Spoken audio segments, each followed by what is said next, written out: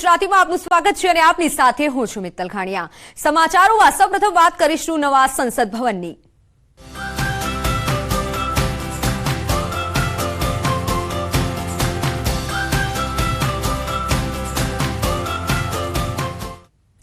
तो सीधा ज अमे आपने दृश्य बतावीशुं नवा संसद भवनना के ज्यां आजे श्री गणेश सभाना छे अने सीधा आज दृश्य आप निहाळी रह्या छो नवा संसद भवनना के ज्यां आजे श्री गणेश थई अने आजथी तेनी शरूआत थवानी छे। आजथी ज नवा संसदमां जे जवाना छे दरेक मंत्रीओ ने आ साथे सांसदो तो आज संसद भवननी कार्यवाही आजना दिवसे शरू थशे। हाल में संसदનું 5 દિવસનું વિશેષ સત્ર ચાલી રહ્યું છે અને આ સત્રનો પહેલો દિવસ ગઈકાલે જૂના સંસદ ભવનમાં મળ્યો હતો, જ્યારે બીજા દિવસની કાર્યવાહી નવા સંસદ ભવનમાં થશે। તો નવા સંસદ ભવનમાં બેઠક પહેલા જૂના સંસદ ભવન બહાર ફોટો સેશન કરવામાં આવ્યું। રાજ્યસભા અને લોકસભાના સાંસદોએ ફોટો પડાવ્યો। પ્રધાનમંત્રી મોદી સંવિધાનને જૂના સંસદ ભવનથી નવા સંસદ भवन मूवमेंट भारत छोड़ो आंदोलन के 50 साल 1992 में हमने पूरे किए। उस मौके पर एक खास इवेंट का आयोजन इसी सेंट्रल हॉल में हुआ। 1997 में जब हमने आजादी के 50 साल पूरे किए, उस मौके पर भी खास आयोजन का साक्षी ये सेंट्रल हॉल रहा है। इसके अलावा 2001 में conference on discipline and decorum in parliament and state legislature, बहुत अहम संसदीय परंपरा, संसदीय सफर के लिहाज से बहुत अहम कॉन्फ्रेंस रही है, जो कि अगर डिसिप्लिन और डेकोरम की बात करें, डेकोरम को लेकर रही है। 2001 में 200वां सेशन राज्यसभा का 2003 में उसका साक्षी ये सेंट्रल हॉल रहा है। इसके बाद 150 सालों की यात्रा, जो भारत की आजादी की पहली लड़ाई थी, उसकी 150 सालों की यात्रा 2007 में हमने पूरी की, इसका भी गवाह ये सेंट्रल हॉल रहा है। अब हम 2012 की तरफ रुख करेंगे, जब हमने भारतीय संसद के 60 साल का सफर पूरा किया सेंट्रल हॉल में। उस मौके पर भी अहम चर्चा हमने देखी, अहम कार्यक्रम हमने देखा। जीएसटी का इंप्लीमेंटेशन, एक देश एक कर व्यवस्था, जीएसटी 2017 में कार्यक्रम का आयोजन इसी सेंट्रल हॉल में। नेशनल लेजिस्लेटर्स कॉन्फ्रेंस 2018, इसके बाद हिरेन मुखर्जी मेमोरियल लेक्चर्स, इसका भी गवाह रहा है। जितने तमाम हेड्स ऑफ स्टेट्स और गवर्नमेंट्स हैं अलग अलग देशों के, 41 हेड्स ऑफ स्टेट्स गवर्नमेंट्स, जिनमें यूएस प्रेसिडेंट बिल क्लिंटन भी शामिल रहे, बराक ओबामा भी शामिल रहे, रूस के राष्ट्रपति व्लादिमीर पुतिन भी शामिल रहे। इस तरह के 41 हेड्स ऑफ स्टेट्स और गवर्नमेंट्स यहां पर उन्होंने एड्रेस किया है इसी सेंट्रल हॉल में। यानी ये अमृता, जैसे मैं बता रही थी, शुरुआत से लेकर अब तक बहुत से ऐसे ऐतिहासिक मौके हैं जिनका गवाह ये सेंट्रल हॉल रहा है। बिल्कुल। और इस वक्त आप तस्वीरों में देखिए, सीधी तस्वीरें आपके सामने। प्रधानमंत्री कार्यक्रम से पहले सभी से गुफ्तगू करते हुए, बातचीत करते हुए, आप देखिए सबके चेहरों पे किस तरह का भाव है। एक नए संसद भवन में जाने की खुशी तो है, लेकिन शायद इस केंद्रीय कक्ष को विदाई देने का एक भावुक पल भी है, जो आप देख सकते हैं। प्रधानमंत्री नरेंद्र मोदी के चेहरे पर भी साफ झलक रहा है। उनके सामने राजनाथ सिंह जी हैं, नड्डा जी हैं, और ये लोग कहीं ना कहीं यही बात आपस में शायद कर रहे हैं। कुछ पल बाद कार्यक्रम की शुरुआत होने वाली है। लेकिन प्रीति, जैसा कि मैं बता रही थी कि ये जो केंद्रीय कक्ष है, अगर इसके इतिहास में जाएं तो इसका उपयोग जो है पहले पूर्ववर्ती केंद्रीय विधानसभा और राज्यसभा के ग्रंथालय के रूप में किया जाता था। 1946 में इसका स्वरूप बदला गया और इसे संविधान सभा कक्ष में बदल दिया गया, और 9 दिसंबर 1946 से 24 जनवरी 1950 तक वहां संविधान सभा की बैठकें हुई। और मौजूदा समय में हम लोकसभा अध्यक्ष भी अब देख पा रहे हैं, ओम बिरला, वो भी प्रधानमंत्री के साथ यहाँ मौजूद हैं और सभी का अभिवादन यहाँ पर वो कर रहे हैं। अमृता, लेकिन प्रीति, अगर मैं बॉडी लैंग्वेज देखूं, आप देखिए ये सभी बड़े लीडर्स जो हैं एक साथ खड़े हैं, बातचीत कर रहे हैं, चेहरे पे खुशी है और एक उत्साह भी है, उमंग भी है, जोश भी है। लेकिन शायद कहीं ना कहीं इस केंद्रीय जो कक्ष है या ये जो संसद का पुराना भवन है, इससे विदाई लेने का एक भावुक क्षण भी है। और ये जो फीलिंग्स हैं मिली जुली, प्रीति, हम चेहरों में देख सकते हैं। जो लीडर्स हमारे इस वक्त दिखाई दे रहे हैं तस्वीरों में, मैं केंद्रीय कक्ष की बात कर रही थी, चूंकि इसका उपयोग अपने दर्शकों को बता दें कि दोनों सभाओं की संयुक्त बैठकें आयोजित करने के लिए किया जाता है।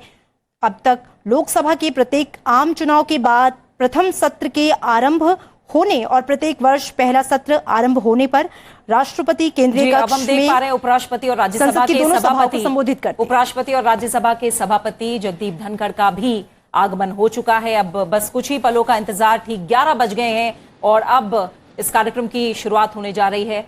एक नए संकल्प के साथ, एक नई ऊर्जा, एक नए जोश के साथ आज आखिरी बार इस ऐतिहासिक सेंट्रल हॉल में इस कार्यक्रम का आयोजन और एक नए संकल्प के साथ संसद के नए भवन की ओर सभी सांसद प्रस्थान करेंगे।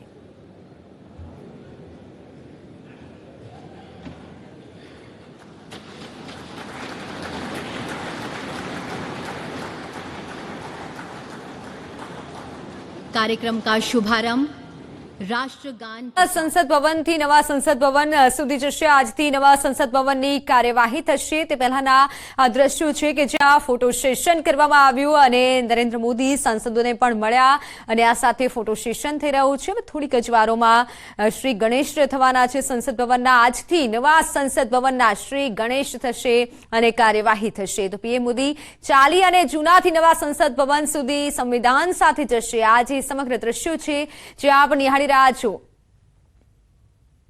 सांसदों ने प्रधानमंत्री मोदी मળી રહ્યા છે અને આ સાથે રાષ્ટ્રગાન કરવામાં આવી રહ્યું છે। તો પ્રધાનમંત્રી મોદી સાથે સાંસદોનું ફોટો સેશન પણ થયું। તો સંયુક્ત સત્રમાં 1280 સાંસદો એક સાથે બેસી શકશે તેવી સુવિધા ધરાવતું આ નવું સંસદ ભવન છે।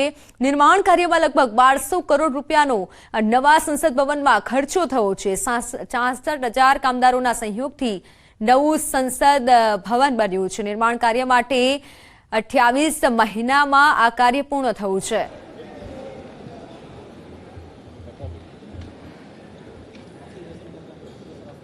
વક્રતુંડ મહાકાય સૂર્યકોટિ સમપ્રભ निर्विघ्नं कुरु मे देवः सर्व कार्येषु सर्वदा। आप सभी माननीय विशिष्ट जनों को गणेश चतुर्थी की हार्दिक शुभकामनाएं।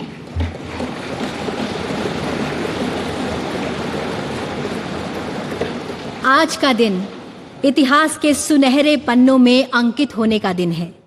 ये दिन परिवर्तन का है, एक नए शुभ आरंभ का, पुरातन से नवीनता की ओर बढ़ने का, परंपराओं को साथ लिए आधुनिकता के साथ कदम ताल करने का। और इसी पल को एक साथ जीने के लिए हम सब एकत्रित हुए हैं संसद के ऐतिहासिक केंद्रीय कक्ष में। आप सभी माननीय विशिष्ट जनों का हार्दिक स्वागत, अभिनंदन एवं शत शत वंदन।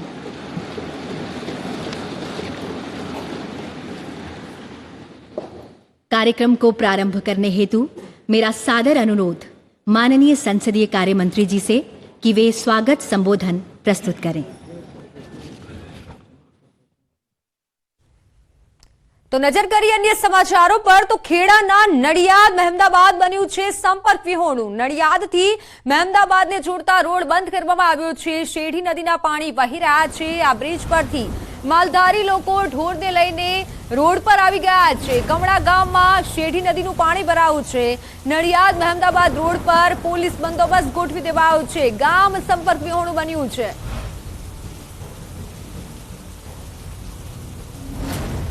ધર્માલાલ પટેલ પ્રતિક્રિયા આપી રહ્યા છે। સીધા જઈશું તે તરફ। રાજસ્થાનના ભાગો જે છે છેક આબુ સુધીના ભાગોમાં ભારે વરસાદ થશે અને દક્ષિણ રાજસ્થાનની કેટલીક નદીઓ પૂરવાની શક્યતા રહેશે। પરંતુ ઉલ્લેખનીય છે કે આ વરસાદ બનાસકાંઠામાં પણ ભારે વરસાદ પડવાની શક્યતા રહેશે। બનાસકાંઠાના ભાગોમાં લગભગ થરાદ ઉપરાંત વાવ, કાંકરેજ આ ભાગોમાં વરસાદ થશે। થરાદના ભાગોમાં વધુ વરસાદ થવાની શક્યતા રહેશે।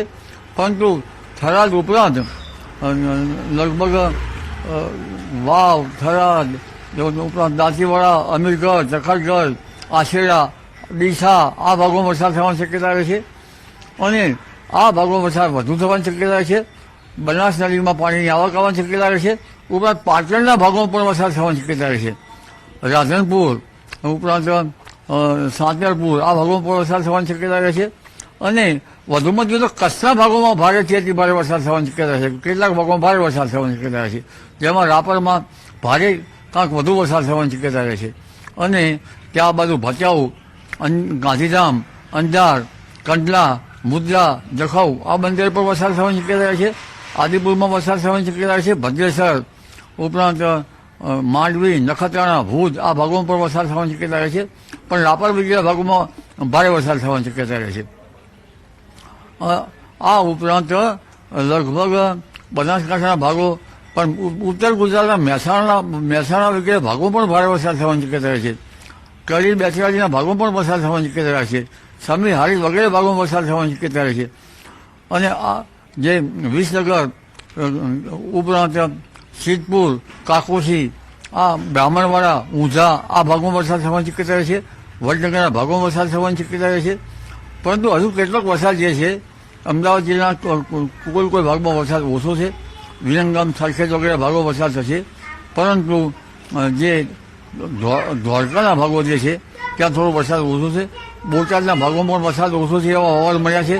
એટલે બોટાદ, સારંગપુર આ બધા ભાગોમાં કંઈક વરસાદની ગતિવિધિ ધીમી છે. તેમાં પણ વચ્ચે ઓછે વરસાદ થવાની શક્યતા રહે છે. પરંતુ આ ભારે વરસાદનું વહન હજુ ગુજરાત સહિત પછી ઉત્તર ગુજરાત, મધ્ય ગુજરાત, અમદાવાદ, ગાંધીનગર જે ભાગો હોય, અમદાવાદ, ગાંધીનગરમાં પણ વધુ વરસાદ પડી શકવાની શક્યતા રહે છે આગામી 24 કલાકમાં. અને આગામી 24 કલાકમાં બનાસકાંઠામાં ભારેથી અતિભારે વરસાદ થવાની શક્યતા રહે છે. ઉપરાંત આ વહન લગભગ ત્યાર પછી 20-21માં કચ્છના ભાગો અને ઉપર પાકિસ્તાનના ભાગોમાં મધ્ય ભાગમાં થઈ અને સમુદ્રમાં આ સિસ્ટમ જતી રહે છે. પરંતુ તે પૂર્વે સૌરાષ્ટ્રના કેટલાક ભાગોમાં પણ વરસાદ થવાની શક્યતા રહે છે 18-19-20માં. જેમાં ભાવનગરના કેટલાક ભાગોમાં વરસાદ થવાની શક્યતા રહે છે. ગીર સોમનાથના ભાગોમાં વરસાદ થવાની શક્યતા રહે છે. પરંતુ પશ્ચિમ સૌરાષ્ટ્રના ભાગોમાં પણ ભારે વરસાદ થવાની શક્યતા રહે છે. જેમાં જામનગર, પોરબંદર, દેવભૂમિ, દ્વારકામાં પણ વરસાદ થવાની શક્યતા રહે છે. પછી સૌરાષ્ટ્રના કોઈ ભાગોમાં વરસાદ ઓછો થઈ શકે. પણ આ સિસ્ટમ જરૂરી છે. વચ્ચે ઓછે અંશે સાર્વત્રિક વરસાદ તો છે, પણ ઘણા ભાગોમાં ઓછો વરસાદ છે. પણ દક્ષિણ ગુજરાતના ભાગોમાં વરસાદ થવાની શક્યતા રહે છે. મહારાષ્ટ્રના નાંદેડ, પરભણી, અમરાવતી, અકોલા, વર્ધા આ ભાગોમાં વરસાદ થવાની શક્યતા રહે છે. અને એના સંલગ્ન ભાગોમાં વરસાદ થવાની શક્યતા રહે છે. મધ્યપ્રદેશના સંલગ્ન ભાગોમાં વરસાદ થવાની શક્યતા રહે છે. એટલે આ ઉપરાંત હવે બીજી એક સિસ્ટમ 18-19માં બંગાળના ઉપસાગરમાં બની રહી છે. સમયાંતરે અરબ સાગરમાં હલચલ છે. અને આ સિસ્ટમના કારણે લગભગ 22-23 તારીખ સુધીમાં વરસાદ પુનઃ ગુજરાતના ભાગોમાં આવી જવાની શક્યતા છે. જેમાં પૂર્વ મધ્યપ્રદેશના ભાગોમાં આ સિસ્ટમ આવી પહોંચશે. ત્યાં ભારેથી અતિભારે વરસાદ થશે. જેમાં ઉત્તર મધ્ય ગુજરાત તેમજ પંચમહાલના ભાગોમાં પણ આ સિસ્ટમનો વરસાદ થશે. અને પુનઃ કચ્છ વગેરે ભાગોમાં વરસાદ થવાની શક્યતા રહેશે. અને આ વરસાદથી દક્ષિણ સૌરાષ્ટ્રના ભાગોમાં પણ વરસાદ થવાની શક્યતા રહે છે. એટલે અત્યારે જે વરસાદ નથી એ પાછલા વરસાદથી સૌરાષ્ટ્રના ભાગોમાં પણ વરસાદ થવાની શક્યતા રહે છે. પરંતુ મયુરભાઈ આ વરસાદ હજુ 19-20માં જળ તાંડવ કરે એવી શક્યતા છે. અને લગભગ જનધને કાળજી રાખવાની શક્યતા છે. એટલે બનાસકાંઠા અને રાજસ્થાનના સંલગ્ન ભાગોમાં અગમચેતી રાખવાની જરૂર છે. જે મયુરભાઈ અને બીજી સિસ્ટમ આવશે ત્યાર પછી ચક્રવાતનું પ્રમાણ વધશે ઓક્ટોબર માસમાં. એટલે બંગાળ ઉપસાગર તો બરાબર હલચલ થવાની જ છે. પરંતુ ઉલ્લેખનીય છે પહેલું જે પ્રથમ જે હલચલ છે વાવાઝોડાની હલચલ છે બંગાળ ઉપસાગરમાં એ 1 ઓક્ટોબરે સિસ્ટમ બનવાની શક્યતા રહે છે. અને 8-10 ઓક્ટોબરે આ સિસ્ટમ લગભગ બંગાળ ઉપસાગરમાં બનશે. સમયાંતરે ત્યાર પછી તો છેક નવેમ્બર-ડિસેમ્બર સુધીમાં ચક્રવાતનું પ્રમાણ બન્યા કરશે. અરબ સાગરમાં ઓછી હલચલ એમાં પણ હલચલ જોવા મળશે. એટલે ઓશનિક પેરામીટર બરાબર છે. પછી હિન્દ મહાસાગરનું જે હવામાન બરાબર છે. દક્ષિણ ગોળાર્ધની સાનુકૂળતા છે. તેજ પવનની સાનુકૂળતા છે. એટલે આ વખતે ભાદરવો ભરપૂર હજુ થોડાક દિવસ પછી રહી શકે છે. અને ત્યાર પછી સપ્ટેમ્બરના અંત સુધીમાં પણ થોડો ઘણો કે કંઈક વધુ વરસાદ ઝાપટા આવી શકે છે. જી મયુરભાઈ, નવરાત્રીની અંદર કેવી સ્થિતિ જોવા મળશે? તારીખ 17મી ઓક્ટોબરે દરિયાકાંઠે ભારે પવન ફૂંકાશે. 5મી ઓક્ટોબરે ફૂંકાશે. 10મી ઓક્ટોબરે ફૂંકાશે. એટલે આ વાદળ વાયુના કારણે લગભગ ઓક્ટોબર સુધી તો વરસાદ થશે જ. પણ નવરાત્રિમાં પણ વાદળવાયુ આવી શકવાની શક્યતા છે. ક્વચિત મોટા સમાચાર કચ્છ મોરબીના રહીશો રહેજો સાવધાન, કારણ કે હવામાન વિભાગે 2 જિલ્લામાં રેડ એલર્ટ આપ્યું છે. કચ્છ મોરબીમાં અત્યંત ભારે વરસાદની આગાહી કરાઈ છે. 5 જિલ્લામાં ભારેથી અતિભારે વરસાદ થઈ શકે છે. જામનગર, દ્વારકા, પોરબંદર, રાજકોટ, સુરેન્દ્રનગરમાં ભારેથી અતિભારે વરસાદની આગાહી કરવામાં આવી છે. જ્યારે ગુજરાતના 8 જિલ્લામાં આજે સાવધાની રાખવી ખૂબ જરૂરિયાત છે, કારણ કે હાલ અતિભારે વરસાદની જે આગાહી કરવામાં આવી છે 5 જિલ્લામાં ભારેથી અતિભારે વરસાદ થઈ શકે છે. હવામાન વિભાગે આ મોટી આગાહી કરી છે કચ્છ માટે અને સૌરાષ્ટ્ર માટે.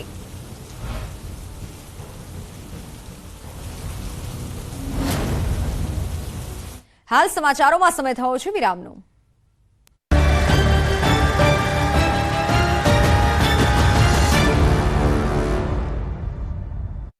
નીલ ઉકાઈ ડેમના ઉપરવાસમાં વરસાદ પડતા ડેમમાં પાણીની આવકમાં વધારો થયો. ઉકાઈ ડેમમાં પાણીની બમ્પર આવક થતા ઉકાઈ ડેમનું રૌદ્ર સ્વરૂપ જોવા મળ્યું. ઉકાઈ ડેમની સપાટી 343.60 ફૂટે પહોંચી. ઉકાઈ ડેમનું રૂલ લેવલ 345 ફૂટ છે. ડેમ સંપૂર્ણ ભરાવાથી માત્ર 1.40 ફૂટ જ દૂર છે. વિયરકમ કોઝવેની સપાટી 10.95 મીટરે પહોંચી. ઉકાઈ ડેમનું પાણી તાપી નદીમાં છોડવામાં આવતા તાપી નદી ગાંડીતુર બની. ઉકાઈ ડેમમાંથી 2,97,000 ક્યુસેક પાણી તાપીમાં છોડાતા તાપી નદીનું રૌદ્ર સ્વરૂપ જોવા મળ્યું. તાપીમાં પાણી છોડાતા તાપી કાંઠે આવેલ નીચાણવાળા વિસ્તારોને એલર્ટ કરવામાં આવ્યા. તાપી નદીના પાણીથી ડક્કા ઓવારે ઝૂંપડા ડૂબી ગયા. કાંઠા વિસ્તારમાં ઝૂંપડા ડૂબી જતા સ્થાનિકો અટવાયા હતા. હાલ ઉકાઈ ડેમમાંથી તાપીમાં 2,97,000 ક્યુસેક પાણી છોડાયું છે. આ તરફ મધ્યપ્રદેશમાં ભારે વરસાદથી સુખાઈ ડેમમાં પાણીની આવક વધી છે. છોટાઉદેપુરના પાવીજેતપુર તાલુકાના ડુંગરવાડ ગામે આવેલા સુખી ડેમમાં પાણીની આવક વધવાથી નજીકના ગામોને એલર્ટ કરવામાં આવ્યા. પાવીજેતપુરના 18 ગામોને વહીવટી તંત્ર અને અધિકારીઓને તેમજ સરપંચ અને મામલતદારને એલર્ટ રહેવા સૂચના અપાઈ છે. અંકલેશ્વરમાં આફતનો ધોધ, બેટમાં ફેરવાયું શહેર. ચારે તરફ તબાહીનો આકાશી નજારો. સોસાયટીઓમાં મકાનો જળમગ્ન. પહેલા માળ સુધી પાણી પહોંચ્યા. વાહનોની જળ સમાધિ. આકાશી મહેરથી ઠેર ઠેર પાણીનો કહેર. અંકલેશ્વર પર કુદરત એવી કોપાયમાન થઈ કે ચારે તરફ આફત જ આફત તૂટી પડી. જ્યાં જુઓ ત્યાં પાણી જ પાણી છવાઈ ગયું. નદી હોય કે રોડ, નાની શેરી હોય કે હાઈવે, ચારે બાજુ પાણીનું સામ્રાજ્ય છવાઈ ગયું. ઉપરવાસમાં પડેલો વરસાદ અને નર્મદા ડેમમાંથી પાણી છોડાતા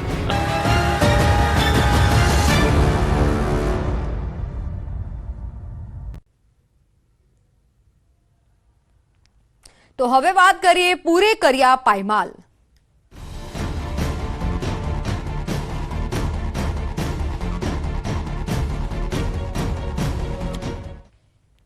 નર્મદા ડેમના ઉપરવાસમાંથી 19 લાખ ક્યુસેક પાણી આવતા નર્મદા ડેમના 23 દરવાજા ખોલવામાં આવ્યા હતા.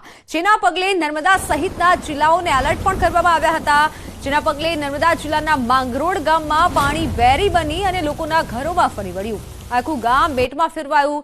ઘરવખરી, અનાજ અને ઘરમાં રહેલી તમામ વસ્તુઓનો સર્વનાશ થયો.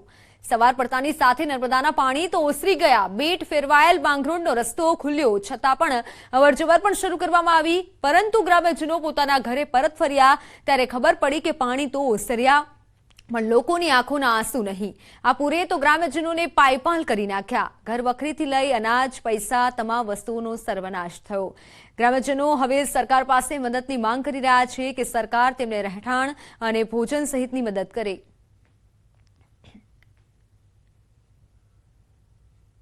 સાંજે 5 વાગ્યાથી થોડું પાણી ચડવાનું ચાલુ થયું. પછી રાત્રે 11 વાગ્યા પછી અચાનક વધવા માંડ્યું પાણી. એટલે સવારે 5 વાગે ગામમાં પાણી પસરી ગયું ને તંત્રના કોઈ બી માણસે અમને જાણ કરી નથી કે આટલું બધું પાણી આવશે. એટલે અમે લોકો સૂતા જ રહીને પાણી આખા ગામમાં ફરી ગયું. એટલે તંત્રની તદ્દન નિષ્ફળ બેકાળજી અમને લાગી.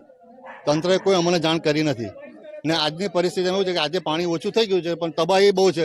પારાવાર નુકસાન થયું છે. લોકોના ઘરો જતા રહ્યા છે. ઘર વખરી પધરી ગઈ છે. લોકોના ઢોર ઢાકર નુકસાન થયું. ખેતીમાં નુકસાન છે. હું ખાવું એ મને વિચાર આવી ગયો કેટલું પાણી બેહી ગયું. મારે બહુ જીવ ભરે. જો 5 મણ ઘઉં હતા, 5 મણ ચોખા, તેલનો ડબ્બો આખો ઊંધો વળી ગયો. એક તો આ બધું જો તો ખરા દાળ બાર બધું તમામ જ બધું જ થઈ ગયું. ગામનું બધું બગડી ગયું બધું જ. આ છે માંગરોળ ગામ, જે ગઈકાલે ન્યૂઝ 18 ગુજરાતીએ ગ્રાઉન્ડ ઝીરો રિપોર્ટમાં બતાવ્યું હતું કે બેટમાં ફેરવાયો છે. ખાસ વાત કરીએ તો હાલ પાણી ઓસરી ગયા છે અને નર્મદા નદી જે છે એ નર્મદા નદી સુધી પાણી જતા રહ્યા છે. પરંતુ ગામની હાલત કંઈક અલગ જ છે. લોકો પોતાનો જે સામાન છે તે પણ બચાવી નથી શક્યા અને તમામ જે ઘર વખરી હતું એ ઘર વખરી તમામ તણાઈ જતા લોકો મુશ્કેલીમાં પડે. તમે જોઈ શકો છો તેમ કે જે ન્યૂઝ 18 ગુજરાતીના ગ્રાઉન્ડ ઝીરો રિપોર્ટમાં અમે પહોંચ્યા છીએ માંગરોળ ગામે. આ માંગરોળ ગામ જે છે ત્યાં ગઈકાલે જ તબાહી મચાવી હતી અને જે નર્મદા નદીના જે પાણી હતા એ પાણી ગામો સુધી આવી. ખાસ જે માંગરોળ ગામના લોકો છે, માંગરોળ ગામના લોકોની પરિસ્થિતિ દયનીય બની છે. કહી શકાય કે જે ગામમાં તબાહી આવી અને તબાહીના કારણે આજે આખું ગામ વેર વિખેર થઈ ચૂક્યું છે. પોતાના પાસે જે સવારમાં નાસ્તો કે જમવાનું પણ રહ્યું નથી. ઘરમાં જે અનાજ હતું અનાજ પણ પલળી ચૂક્યું છે. ત્યારે આ અનાજ પલળવાના કારણે હવે કશું રહ્યું નથી, એટલે લોકો લાચાર બની ચૂક્યા છે. હવે સરકાર પાસે પણ સહાય માંગી રહ્યા છે કે વહેલી તકે આ લોકો પાસે આવી અને કોઈક સહાય કરે. ખાસ કરીને જે માંગરોળ ગામ છે, માંગરોળ ગામ આજે તબાહી થઈ ચૂક્યું છે. જે લોકોના ઘરોમાં જે પાણી ઘૂસ્યા હતા, જેમના ઘરો વખરી તમામ તણાઈ ચૂકી છે, કશું રહ્યું નથી. ત્યારે હવે ગામજનો પણ સરકાર પાસે સહાયની માંગ કરે છે કે વહેલી તકે આવી અને કંઈક સહાય કરે તો સારું. બાકી આ ગામ ફરી હવે ઊભું થવાનું નથી. દીપક પટેલ, ન્યૂઝ 18 ગુજરાતી, નર્મદા. તો ભરૂચ અંકલેશ્વરના પૂર પ્રકોપના આકાશી દ્રશ્યો સામે આવ્યા છે. પૂર આવ્યું તે સમયના આકાશી દ્રશ્યો. ભરૂચમાં જળ પ્રલય હતો, જ્યાં જુઓ ત્યાં પાણી જ પાણી. અંકલેશ્વરના પૂર સમયના આકાશી દ્રશ્યો આપ જોઈ શકો છો. પૂર પ્રકોપના કારણે જ તબાહી મચી તેના આકાશી દ્રશ્યો છે. પૂર આવ્યું તે સમયે પાણી જ પાણી સમગ્ર વિસ્તારમાં જોવા મળી રહ્યું છે.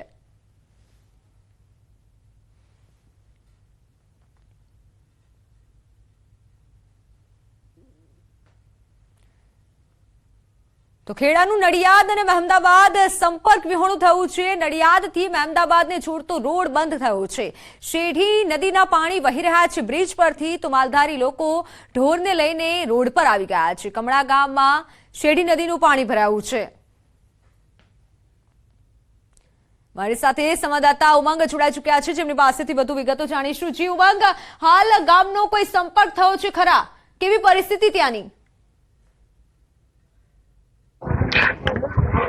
ચોક્કસથી મિત્તલ વાત કરવામાં આવે તો જે પ્રકારે શેઢી નદીમાં પાણીની જે આવક થઈ રહી છે, પાણીની આવકના કારણે ખેડા અને નડિયાદ અને મહેમદાબાદનો જોડતો મુખ્ય માર્ગ છે. દ્રશ્યો બતાવીશ કે જ્યાં રોડ તમે જોઈ રહ્યા છો તે સ્ટેટ હાઈવે મહેમદાબાદ થી નડિયાદને જોડતો મુખ્ય માર્ગ છે. તે માર્ગ ઉપર અત્યારે પાણી ભરાઈ ગયા છે. મહત્વની વાત કરવામાં આવે તો શેઢી નદીમાં જે પ્રકારે પાણીની આવક થઈ રહી છે અને તેને લઈને અત્યારે જ્યાં જુઓ ત્યાં પાણી જ પાણી દેખાઈ રહ્યું છે. નડિયાદ તાલુકાના 7 થી 8 ગામડાઓ સંપર્ક વિહોણા બન્યા છે. બીજી મહત્વની વાત કરવામાં આવે તો હાલમાં વહીવટી તંત્ર દ્વારા કોઈ પણ પ્રકારની અહીંના સ્થાનિકોને જાણ કરવામાં નથી આવી. જે લોકો અહીં આગળ રહી રહ્યા છે તેઓ અત્યારે અહીં આગળ પોતાના જાન ના કરવાને સ્થળાંતર કરવાની ફરજ પડી છે. બીજી વાત કરવામાં આવે તો જે માલધારી લોકો છે તે અત્યારે પોતાના ઢોર દાખલ લઈ અને રસ્તા પર આવી ગયા છે. મહત્વની વાત કરવામાં આવે તો એના જે સ્થાનિકો છે તેમની સાથે વાત કરતા જાણવા મળ્યું છે કે તંત્ર દ્વારા કોઈ પણ પ્રકારની જાણકારી આપવામાં નથી આવી.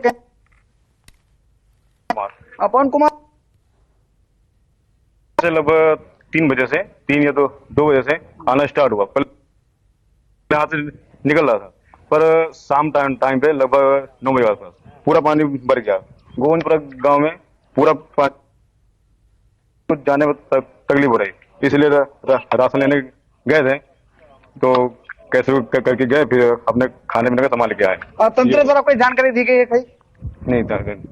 जिसे आप देख मित्तल જે રીતે જોઈ રહ્યા છો તે પ્રકાર જે રાશન છે તે લોકો લઈને આવી રહ્યા છે અત્યારે, કારણ કે તંત્ર દ્વારા મહત્વની વાત કરવામાં આવે તો ખેડા જિલ્લાના મોટે ભાગના તાલુકામાંથી શેરડી નદી પસાર થતી હોય છે. ત્યારે અત્યારે શેરડી નદી ગાડીતુર બની છે. ત્યારે તંત્રના અધિકારીઓ પણ ક્યાંક અજાણ બન્યા હોય તેવા દ્રશ્યો અત્યારે સામે આવી રહ્યા છે. જિલ્લા ડિઝાસ્ટરની અંદર માહિતી માંગતા તેમના દ્વારા પણ કોઈ પણ પ્રકારની માહિતી ન હોવાનો ઉડાવ જવાબ આપવામાં આવી રહ્યો છે. ચોક્કસથી મિત્તલ કહી શકાય કે હજુ જો ઉપરવાસમાં વધારે વરસાદ પડે તો પાણીની આ પરિસ્થિતિ બનશે તો કોણ જવાબદાર થશે તે જોવું રહ્યું છે. જી મિત્તલ. બિલકુલ ઉમંગ, આભાર માહિતી બદલ. તો જો હવે જે પરિસ્થિતિ સર્જાઈ છે તેનું જવાબદાર કોણ, તે પણ એક મહત્વનો સવાલ થઈ રહ્યો છે. હાલ તો તમામ લોકો મદદની, સહાયની હાલ માંગ કરી રહ્યા છે. શેઢી નદીના પાણી બ્રિજ પરથી વહી રહ્યા છે. તો નર્મદા કાંઠાના જિલ્લાઓ માટે રાહતના સમાચાર સામે આવ્યા છે। ઉપરવાસમાંથી પાણીની આવકમાં ઘટાડો થયો છે। હાલ ઉપરવાસમાંથી 5,18,579 ક્યુસેક આવક નોંધાઈ છે। મધ્યપ્રદેશના ઓમકારેશ્વરના 20 ગેટ બંધ કરાતા રાહતના આ સમાચાર કહી શકાય। નર્મદા ડેમના 23 ગેટ સતત 3 દિવસથી ખુલ્લા છે। નર્મદા ડેમના ગેટમાંથી 3,60,117 ક્યુસેક પાણી નર્મદા નદીમાં છોડવામાં આવી રહ્યું છે। હાલ નર્મદા ડેમની સપાટી 138.68 મીટરે સ્થિર છે। ડેમની મહત્તમ સપાટી છે 138.68 મીટર। નર્મદા ડેમ 100% ભરાયો છે, સંપૂર્ણ ભરાયો છે। નર્મદા અને વડોદરાના કાંઠા વિસ્તારોમાં પૂરના પાણી ઓસર્યા છે। જોકે ભરૂચમાં હજુ ગોલ્ડન બ્રિજની સપાટી મહત્તમ સપાટી કરતાં વધુ છે।